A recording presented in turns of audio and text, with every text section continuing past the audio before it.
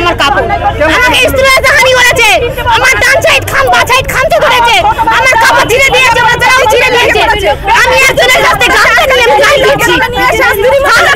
আমি চাই যারা তৃণমূলের বিরোধী হয়ে তৃণমূলের বিরোধী হয়ে বিজেপির নেতাকে নিয়ে এসছে খড়িরাঙায়, তাকে আমরা প্রথম থেকেই রেখা পাত্রকে প্রার্থী করা নিয়ে বিজেপির মধ্যে একটা গোষ্ঠীদ্বন্দ্ব আছে, সেটা বর্তমানে চরম পর্যায়ে পৌঁছেছে। হরিডাঙ্গা যে অঞ্চলে গিয়ে রেখা পাত্র বিক্ষোভের মুখে পড়েছেন সেই এলাকায় কিন্তু বিজেপি সাংগঠনিকভাবে শক্তিশালী এবং রেখা পাত্র এবং তার দল গিমিক পাওয়ার আশায়, পাবলিসিটি পাওয়ার আশায় তৃণমূল কংগ্রেসকে কালিমালিপ্ত করার চেষ্টা করছে।